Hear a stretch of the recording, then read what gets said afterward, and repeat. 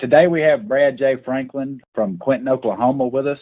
Brad's quickly becoming known as a trophy angler in Oklahoma, and we appreciate him taking the time to talk with us today. How are you doing, Brad? I'm doing good. Trying to beat this heat. I heard that. Have you been getting out and doing much fishing? Yeah, in between having to do adult stuff, I'm getting out a lot in the evenings and doing a little night fishing. That's kind of new to me, but that's something I'm really trying to figure out right there. I think there's a lot of success to be had in that. There you go. Take some lessons from the late Pat Cullen. There you go. That's right. Brad, you've caught 13 double-digit bass in your lifetime. Give us a little bit of backstory about how you got started in fishing. Were you a kid when you started fishing, or did you? Absolutely. It just goes back to probably farther than I can actually remember. I see pictures that my dad shows me of when my grandpa and my uncles were all still alive. They had some property, and they had ponds on the property, and my mom and dad would take me out, and this was even before my brother was born, who I'm 4 years older than him. And we'd just go out to ponds on the property from the pictures I've seen, just, a cork and a bobber, or a cork and a worm, and probably a Zebco, I'm assuming. Started from that, got a little older. One of my uncles or my grandfather would take me out to one of the ponds on the property with a tackle box and a reel, and they would drop me off and leave me out there for a couple hours. And I'd just walk around ponds and bank fish, and then it just progressed from there, And a little older, I got to where I could ride a bike, and I got to fish some of these ponds on the outskirts of town, And then once I got my permit, I was allowed to drive these back roads, dirt roads, and I could get out there and pond hop. And that's when my love really for the big fish. It was almost an obsession of just to catch. I didn't care how many I caught. I always wanted to catch the biggest fish in whatever body of water I was fishing. And just over the years, the water's gotten better that I fish, and I feel like my technique's gotten a lot better. Good deal. That's interesting to hear you say that, because I started fishing as a young boy, and I'm sure most of us did, but for a long time, for me, it was really about numbers. So it's interesting to hear you say that you always had that desire to catch I guess every kid probably wants to catch the biggest fish in the pond, but you you sort of answered my next question. Is when did that actually change for you? When did you feel like you became the trophy hunter rather than just a bass fisherman? Was there something that clicked in your mind? So that happened pretty early on in your life, you feel like? I actually feel like I can pinpoint where it initially started, and then there's a couple other adding factors along the way. Initially, I was probably, I don't even think I was 10 years old yet. My dad took me or my mom and dad took me and my brother to a Bass Pro Shop in Springfield. And I was just enamored by this one huge fish they had in this one tank by itself.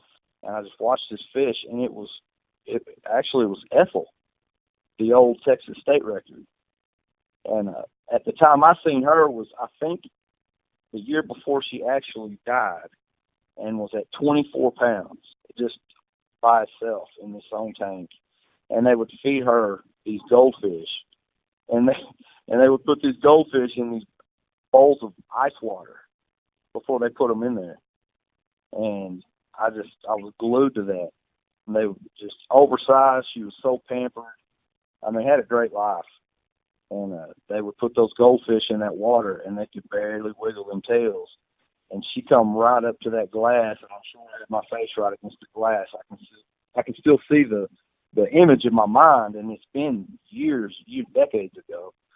And she would just ease up and open that mouth, and it would suck them goldfish in.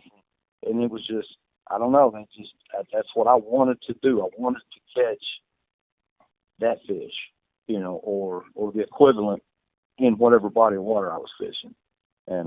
And then after that, I don't know what really triggered just the a lot of my family fished, but even my mom and dad and cousins and everybody, they're like, yeah, your grandpa fished and your uncles fished, but not like that, not like you. Like it's more than just a pastime for me.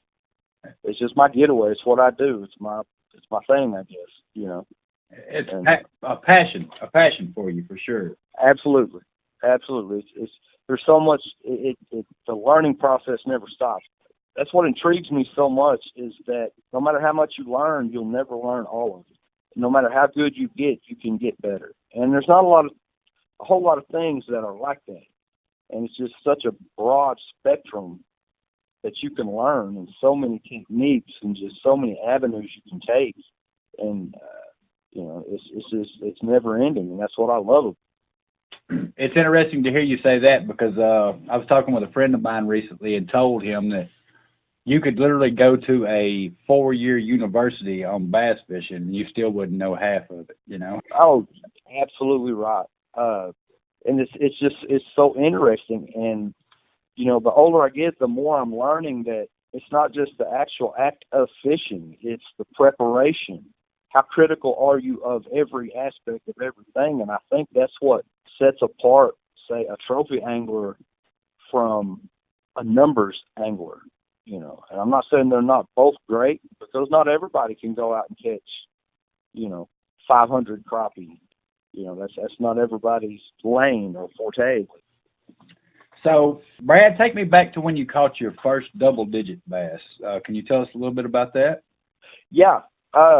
Actually, it's not been that long ago. I've caught every one of my double-digit fish has been from 2015 until present.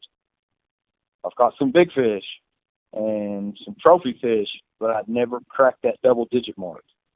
It was spring of 2015, and we had historic floods. And when I say historic, I mean there was only one that they could compare it to, and it topped that. And the records didn't go back far enough. It was at least a 100-year flood. And where I work, there is a fantastic lake less than 2 miles from it. And not a lot of people know about it. And it's actually the oldest lake in my home state of Oklahoma. And I got off work at 8 o'clock, and it was teetering on being dark. I think the sun was down, but still see, it's still daylight. And I got off work, and I actually drove to this lake just to see if the boat ramp was still accessible, and I was going to fish it the next day. And I drove down, but it was dark enough I had to have my headlights on. I drove down to the boat ramp, and there was just a little piece of concrete sticking out. I thought, well, I can make that. I can get my boat in there. So as I turned, my headlights shined down the bank as I was turning around to leave. And there was about 4 different massive, like I'd never seen, explosions right next to the bank. And the one that just happened to be closest to me was just right there. I killed my truck. I had my pole, and this is back before, you know, you took so much, like now, I bring my pole in. I carry it in the passenger seat. Used to, when I was a kid, we just threw them in the back. You just throw your pole in the back, you know, and back then, we wasn't fishing out of boats. I might have had a flat bottom later on in high school and stuff. But I grabbed my pole out of the bank. There was some lure that I wanted a lure that I knew that no matter what size fish, if it sees this lure, it's going to hit it. And the only thing I could think of was a fluke. Well, I didn't have a tackle box. I had my pole, and I scrambled around through my cup holders, around my dash, under my seats, and I found a hook. It just happened to be a 5/0 Gamakatsu EWG, and I literally scrambled around looking for a fluke. I didn't have any new flukes. I had a beat up with the nose chewed up, holes poked all through the back where I'd used it before, and I turned it sideways. And I ran the hook and hooked it just like I would normal, but sideways. And I walked down, and I stood probably, I would say, 30 feet from the bank to not spook this fish. Cast as far as I could, right in line with it, but way past it. And I'd twitch that fluke, and I'd just dead stick it, and I'd let it fall to the bottom and sit there. And then I'd I'd give it almost a good 10 count. And probably the third time I'd done it, I seen the actual swirl from this fish that had blew up earlier. Swirled on it, picked it up, and my line started going to one side. I let him get it, let him pull tension, and I set the hook, and it was like hooking into a tree stump. But I was in open water, so I had a good chance. I've always been particular about having everything set, like having my drag set. I mean, obsessively, everything. Like my knots have to be, my tagline's got to be a certain, way. My reel has to be spooled up to a certain level. And so I was ready when that time finally happened, and I couldn't get him going my way. I had a Black Max combo, a weightless 5-aught hook, and a beat-up fluke. And I hooked this giant fish. Like I say, that Black Max combo, I think at the time was $40-something for the whole combo. And it was doubled over like a Snoopy pole. And he was peeling drag. And he surfaced 2 or 3 times. I got him going my way, probably 5 yards of the bank. From the bank out into the water with some tall grass and a little bit of moss. And it got right at the edge of it, and it done almost like a little tail walk. And I pulled back and leaned back almost as hard as I could. And as I'm doing that, it's peeling the line out, because normally we hit the breaking point or something, but I happened to, set my drag correctly. And as I pulled back, it just tail walked a little bit and it just laid over on top of that stuff. And I laid it out. I took off. As soon as I seen it couldn't move, it was on top of that junk, I didn't try and drag it across that. I went out and got it, and I kept tension even as I'm walking out to it, and I picked it up, and this fish just kept coming out of the water. I'd never seen a head like that. I've caught some 6s and 8s, but I'd never seen nothing like that. And I got him out of the water, and I was just in amazement of how big this fish actually was. I was like, this is the biggest head I've ever seen on a fish. Like, I didn't realize they got that big. And then I was like, God, this is the longest fish ever. And it was like, this is the fattest fish I've ever seen. I put him on the scales, and he was 10-11, and that was the first double digit. And that was a really good time. I mean, it was pitch black by the time I got back to the truck. I couldn't hardly see my hand in front of my face. The pictures, I've got pictures of it, and you can tell it was pitch black. They're pretty grainy and pretty black. That's the story of my first double digit. That's a pretty amazing story. I think a lot of people are going to relate to that, because I know a lot of really good bass fishermen, Brad, who, like you said, have caught 6-pounders and 8-pounders, and I'm one of them myself. I just have not been able to break that double-digit mark yet. I mean, I think hearing a story like that from somebody who's been fishing and you had the experience for a long time before it actually happened for you, so. Right. One of the things that intrigues me about what you were telling me is that you had pretty much targeted these trophy class bass as far back as you can remember in whatever body of water you were fishing. When you were younger, it may have been ponds or strip pits, ponds. Yeah. The bodies of water may have got bigger, but you said that all of the double digits you've caught have come since 2015. Is there a main reason, or is it just random that all of a sudden you started catching these bigger fish than what you had, even though you had experience and knowledge before that? Right. I think it honestly, I think it comes down to the bodies of water I was fishing compared from when I was younger until 2015. I had started going to some of the old data. I was using the Fish and Game research papers, finding lakes, finding stock programs, finding the age of a lake, and I would just, I was utilizing the internet, Facebook, just finding lists of lakes that I thought could hold that type of fish. And it's not a guarantee just because they've done a stock in it. I target, I would say, the 500-ish acre size lakes. I fish out of a kayak, and I'm not against the great big bodies of water. It's just harder for me to fish those than, say, a 300-acre lake or 500-acre lake. I honestly think that just doing some research on the bodies of water, the stock programs, the age of the lake, and then actually getting out and doing the footwork. And, I'd say 25% of the time, and I'm not going to say that it's going to produce a double digit, but 20 or 25% of the time will it be even worth all the effort that you put into it. But, that's part of the hunt. So I would have to absolutely say that the bodies of water got better. I forced myself to start using a jig. Most of my life, it was spinner baits, top waters, and like your bigger fish stuff, like Texas rigs and stuff. That's really all you could throw around here. Well, when I got to the bigger bodies of water, I could start using that football jig, and I would take 2 or 3 of those, and I wouldn't take anything else, because a lot of people around here hate it. They're like, I don't see how you catch anything on it. And it takes a long time to get used to it and to gain confidence in it. And that's what I did. Is just like, that's all I would take. So I either had to figure it out or or go to the house, and I ain't going to the house. So that's what I did. And then every time I had success, I would remember exactly what I was doing and then try and build off of that. Eventually, with the confidence, I think confidence is as important as anything in your fishing arsenal. Tackle included, gear included, confidence is right there with everything. Absolutely. I agree with that. And that may be what is holding a lot of fishermen back, is that confidence.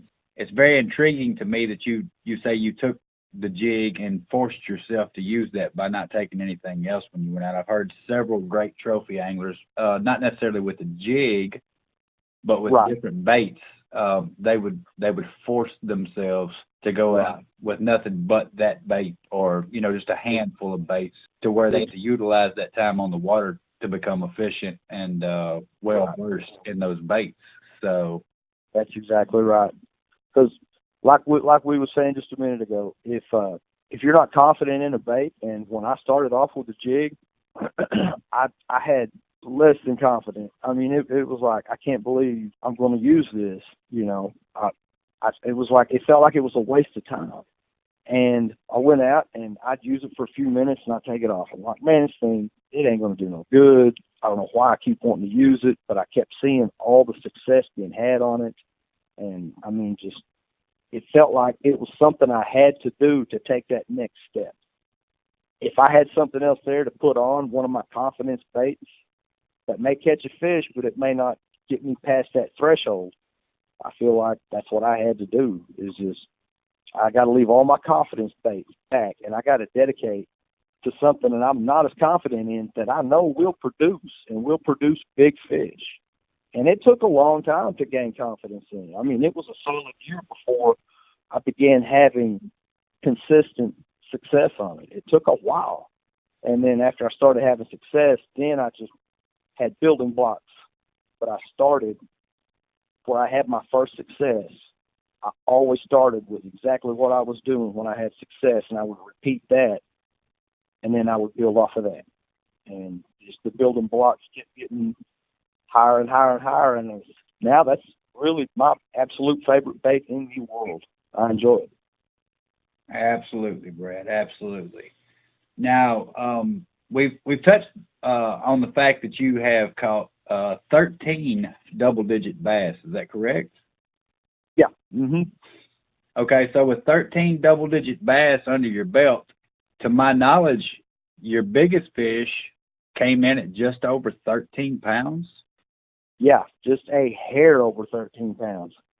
That is a true giant. That is not only getting into trophy class bass, that's not only getting into double-digit bass, but now we're touching on teener bass, which is something that a lot of great anglers never achieve. So, hey, my second double-digit fish was out of the same lake that I caught my first double-digit from the story I was telling you earlier. Okay. And it was in the dead heat, hot summer, middle of the day, baking. I was just about ready to go until the evening, and then it happened. I hooked this fish, and it was unbelievable. I looked at it. First thing that popped into my mind was when it surfaced, and what's funny is this fish, it fought like a horse, but it didn't do all the things the 10-pounder did. Like, it'd pull and pull and pull, and it was like a Mack truck. But I was in deeper water, and there were no trees around or nothing, and it would pull and it'd pull and pull drag.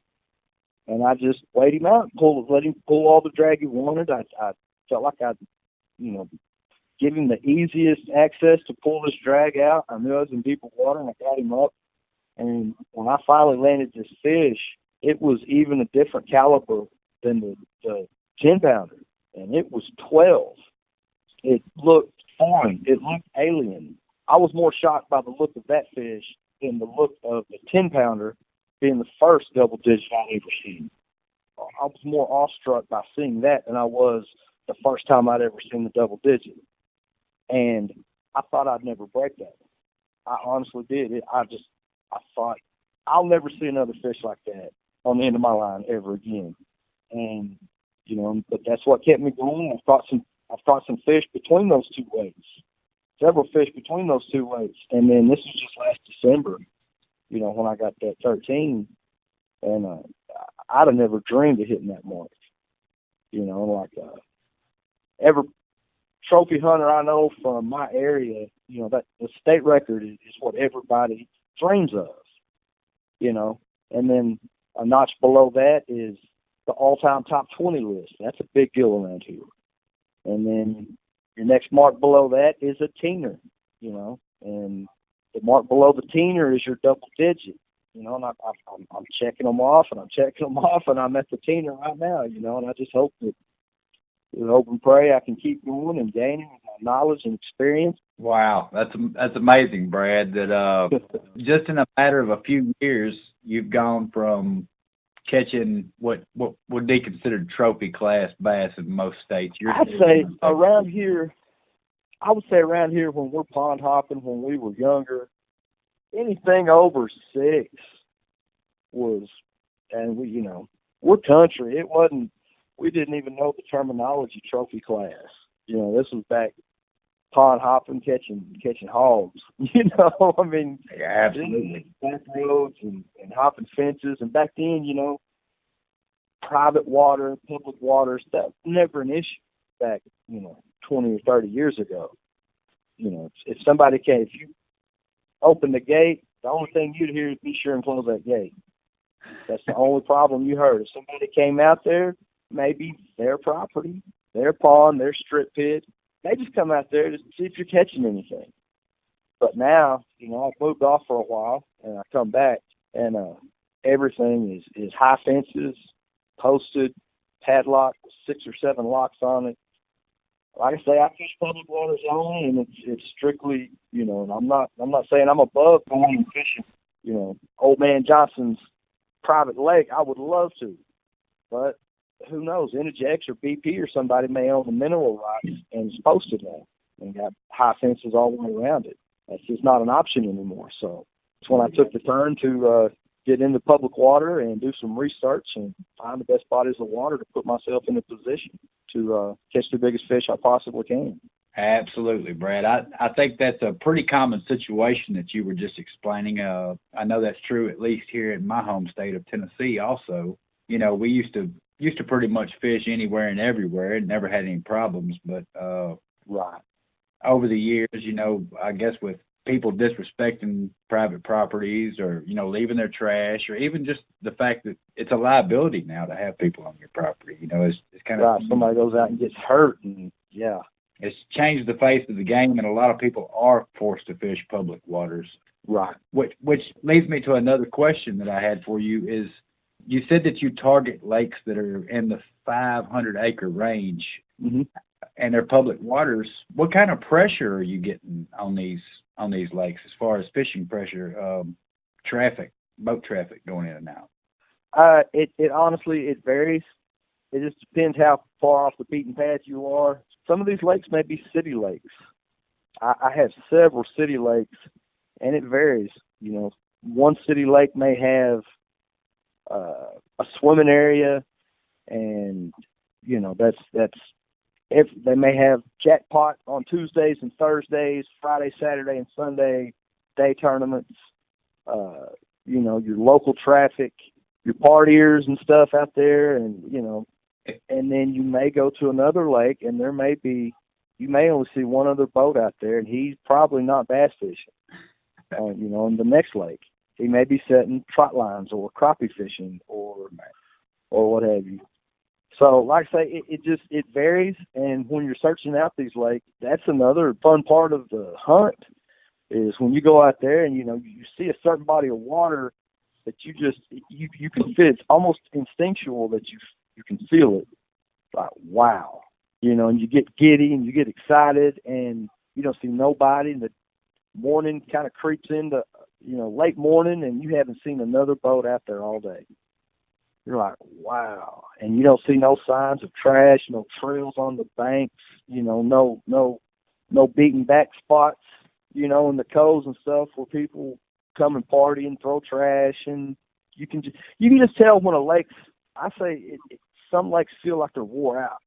Overpressure is probably a better term, but some are like that, and some aren't. When you're searching for these new bodies of water, that's just one of another aspects that you have to take into consideration. And sometimes those bodies of water that are overfished, they have the very biggest fish in them. And you have to show them fish something different than what everybody else is showing them. And you may get your shot at that double digit. Because those old bodies of water, even though they're high pressure, those big fish know what not to hit. And if you can give them something they're not used to, you absolutely may get a shot at the biggest fish of a lifetime on an overpressured lake.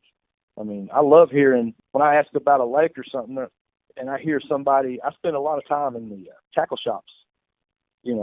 Used to I would go down to the river and eat catfish or striper fish or whatever, and I'd sit in the bait and tackle shops in the morning. And I'd go get a coffee or whatever, and sometimes there'd be some older men in there, and after going in there day after day, those older guys, they're real kind of cliquish. Like they looked at me like I was some punk kid, but then I kept showing up every day, and there ended up being days that I'd sit in that coffee shop and sit with them old men until 10 or noon, or I may not even finish after that, and I'd get so much information out of them that it was just, and like I say, they're from the old school to where you don't tell nobody anything. You caught a fish there, don't tell nobody, you'll have 10 people on top of it. And that's kind of from the cloth I was cut from.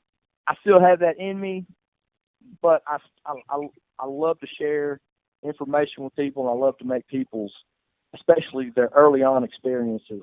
I think if you go out and somebody has a bad experience one of their first few times fishing, they may put it down and never go again. Whereas, and they may have a kid with them, their kid sees their dad don't have fun and he hates it, and they just leave, and it's all around bad experience. Whereas, if you can show that guy, you need to put fresh line on when you go. Make sure all your stuff's set up. Make sure you got the right gear. This is what's biting this time of year. He goes out and has a good experience in front of that kid. They're going to want to go again, and that may inspire that kid. And who knows what that kid may be? He may be a conservationist or something. He may invent something to help out the fishing community. He may be a Bassmaster Classic winner. Who knows? That's a really strong point. That's a really strong point. Another one of the things that really intrigued me in our initial conversations over social media was that you actually fish from a kayak. Is that 100% of the time, Brad?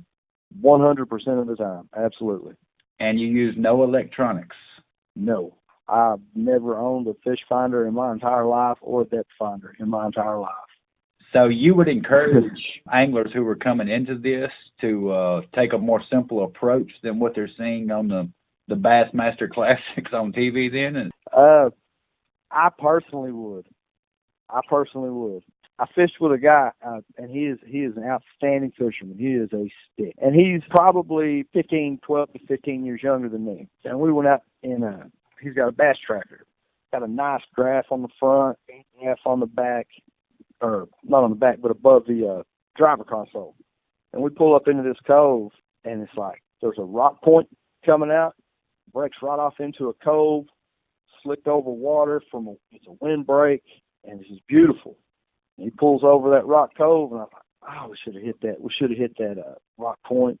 from the deep side, thrown off in the shallow and pulls across it. And he pulls all the way in, goes all the way to the bank, and zigzags all the way through the area that we're fixing to fish. And I don't know what's going on. Well, I guess that's marking fish. It literally made me crazy. I was like, I could not understand. And I get it now. I mean, it's hard for me to get out, and I have techniques to do this, to get out hundreds of yards off the bank and be in structure. But right up on the bank, I couldn't understand why we have to drive over the fish. We're driving right over the top of where I was going to cast. Like I say, I literally will read the bank. You hear people saying they read the water, and and that's also true. Like, you know, if it's windy and you see that one snake-looking thing going across the top of the water, there's a channel in there somewhere. And I try and throw on the wind, whichever direction the wind's coming from, the channel's going to be that side.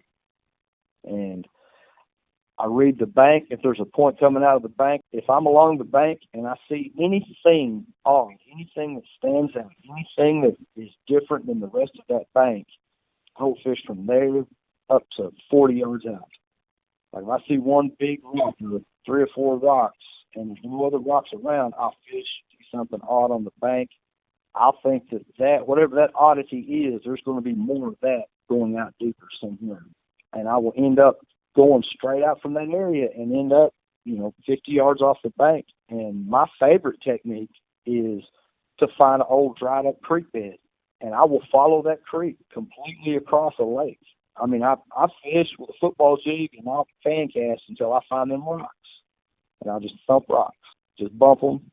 And the best advice I got was slow, slow, slow. I mean, like wintertime slow. Slow as you can, just creep it and always maintain, always bump something, be in contact with something, scratch it across a rock. Anything that can trigger the lateral line and get their attention, anything that can hear, anything that, like I say, will get their attention. And you can find an old creek bed, and you can be in a flat bottom, a kayak. You see an old creek bed running off into the lake, store at the mouth of it. Fan cast, stay in them rocks, go to as far as you just casted, drop you an anchor where the wind's blowing, where you can throw back in that channel again, fan cast till you find it again, and you can literally follow that creek through that entire lake. You may be 300 yards off the bank out in the middle of the lake and looking like a crazy man out there with sitting in a kayak, but you're out there on structure, targeting bigger fish in deeper water. Absolutely. And for me personally, I don't feel like I've ever had that level of intuition into finding things in the water like you speak of. I do use depth finders to some degree, mostly a lake map, and I think a lot of guys use that. But I hear guys like yourself talking about just reading the banks, and man, to me, that's just a skill and a talent that's just, I don't know if that's honed over time, if that's something that it is just comes naturally for some people. But I feel like it's over time, personally. Got you. Knowing where you've had your success and remembering, and like I say, just the steepness of your banks. Your steeper banks is going to produce deeper water. Like I say, any odd anything on the bank, one big giant rock by itself out of the whole bank, then I'm gonna fish that whole area. And like I say, it's not 100%. Like, I don't know that there's going to be something out there, but anything odd, I'm going to focus on it. I've had enough success using that's something that I've added to my arsenal, and I continue to do. That's fantastic, Brad. That's absolutely that's the kind of knowledge that we're looking to share with other anglers at Doubledigit Bass. Like I told you in the beginning, this has nothing to do with sponsorships or trying to gain promotions for anything or anybody. This is just about sharing knowledge with other people who that's right, who want to learn to catch these big fish. And I think a lot of people that are bass fishermen but not trophy anglers would tell you that there's a lot of luck involved in catching these bigger fish, and I think that is the case sometimes.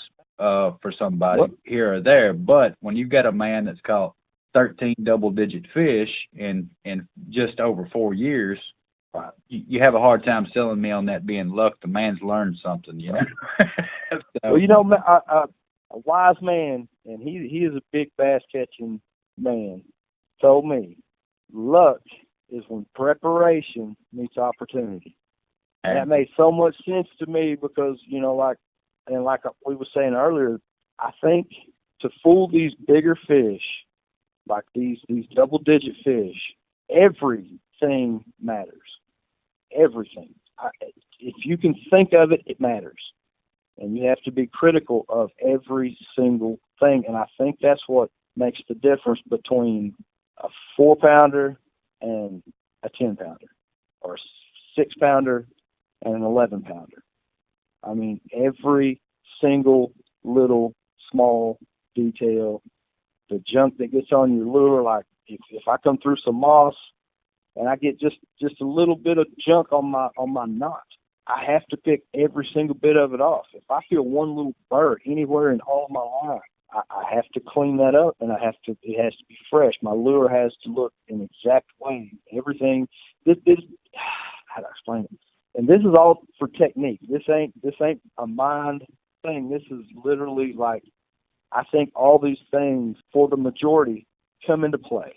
Like, I think you have to be that exact on everything in order to fool these fish that are 10 pounds or better, that have never been caught, that are 8 or 10 or 12 or 15 years old, that have seen everything in the world. I think you really have to have everything exactly right. I mean, everything. And I think that's what separates the 10-pound mark. I think that's what sets it apart. Just the attention to detail about every little thing. Absolutely. I do. I really do.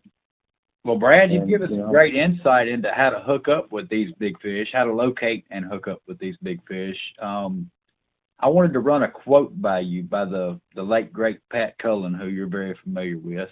Yes, sir. Pat once said in a seminar that if you can actually put 50% of the 10-pound bass that you hook in the boat, that you basically perfected your craft. And when you move that number to 15-pound class bass, you'd be doing really phenomenal at what you do if you could boat 25% of the bass that you hooked. In today's world, with the changes in technology and equipment, do you feel like those numbers are still accurate based on your experiences, or do you feel like we've got a lot better chance than some of the older guys that they were using? I don't know that I've ever told anybody this in my whole life. I've lost some good fish, like right on the hookup, and I've lost some big fish quick, like didn't spit the hook, but set the hook and then just pull right out, or waited a little too long, or set it a little too early. But this is my experience. And like I've been tedious over all those things we was talking about earlier from way before I ever caught a double digit. I have never lost one of those giant fish. And every time it feels like it's going to happen. I mean, I've had them get right to the boat and go haywire. I've had their mouth wide open, tail walking, and the hook just barely in the corner. I've had it all the way back in the roof of the mouth. It's something switches when you know it's one of those, and it's like something takes over. It's like you are so much more aware, because you can tell by the hit, you can tell by the hook set, you can tell by the direction your line goes, you can tell by the first time they pull that drag, the first time they jerk that pole all the way down into the water, and the first time you set the hook and you can't move it, and like y'all stalemate, like you don't move it and it don't move you, and y'all just kind of stuck there. I've honestly, and I know it's I feel like it's set me up for heartbreak one of these days, but I have been fortunate enough that I've recognized that and been prepared well enough. Good hooks, fresh line. I'm ridiculous on my fresh line. Like I'll reschool over just a gut feeling. I have landed all the monster big fish that I've hooked, and I know it's not the hundreds like these other guys have, but of the 13 that I've hooked, I've landed. Those are the only 13 that I can honestly say that I know for a fact that those were double-digit giants that I felt, that I knew was that level of a fish. Those are the only 13 that I've ever hooked, and I've been lucky enough that I landed all 13. Wow, that's pretty phenomenal. That's I've lost fish now. Don't get me wrong. I've lost fish, but none that you feel were in that double-digit class, though. Nothing that caliber. Honestly, no. I just feel like it's like it's game time. LeBron James in the finals or something. You know, something switches and it's like something takes over. It's like you are so much more concentrated. You are so much more perfect with everything you do and make sure you are doing everything 100% correctly, keeping that tension the whole time. And I set my entire setup around where I can pull as hard as I can and my drag will bust. I don't know how close to the breaking point of line or the breaking point of a rod, but it is really close. I feel like unless there's something wrong with a nick in the line or burr in one of my eyes or something, I can't have my line broke unless he wraps me around a tree or something. But if I get a good hook set, he gets out in some water, I can get him. I can pull as hard as I can, and it's right at the breaking point is when my drag will release. And then there's even the technique, like I feel like when he makes that major run, I got a certain way I'll almost point my rod at him. I'll take all the bow out of the pole, you know, and I'll let him pull that drag. I'll let that drag do its job. It feels like it peels out smoother when the rod is straighter. And I know that sounds crazy taking the bend, you know, but you still got pressure. It's hard to explain. It's just, I don't know if that's my own personal technique or if that's something that I may have reinvented the wheel with that, but it's just something that I do, and it's worked, so I've stuck with it. I was going to say, it sounds like it's working. All right, I got a quick run of shotgun round questions, I like to call them. This is something I'm going to try to do with everybody that I interview. It's just 5 quick questions. Okay. Answers right off the top of your head, just for fun, and let's see where this goes. If you were stranded on a lake with one rod, one reel, one bait of your choice, what lake would you be stranded on, and what's your setup? I got my own personal favorite lakes around here. Golly, boy, that's tough. I start off with the rod. I'd start off with a 7.3 heavy action, a Falcon. I'd probably go with a Daiwa reel with a high gear ratio, probably 8-to-1. Love the Daiwa because of the drag system, which I feel is the number one most important thing on any reel. I don't care if it only casts from this couch to that chair. As long as if that drag is smooth and works correctly, you cannot get better than that. But a lake, I would have to say, I hate to put myself out on a limb and talk about a lake that I've never fished, but I would like to be out with a big football jig, crawl-colored, big half-ounce, with a big natural colored 5-inch biffle bug out on one of these California deep rock bottom lakes somewhere, maybe Clear Lake or one of them out there somewhere, I'm sure. Gotcha. That's where I think one of them world records is going to come from, one of them 20s, you know. I don't know if we got the juice to produce that around here, but that's probably where I'd like to be, out there on one of those super deep, rocky California lakes.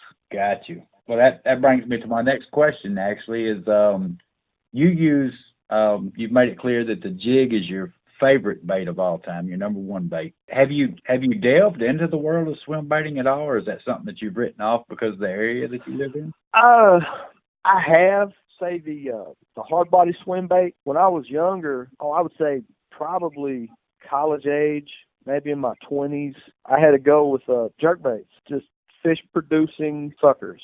I mean, I could get on fish, I could get on big fish, and I had the worst time in the world of losing fish. And I mean, I researched what I could do to alleviate losing fish. I felt like I was doing everything right. I was holding tension. I was everything. I went with the lighter action rod, the lighter line, all that. And it just came to a point that I quit using anything with treble hooks on it.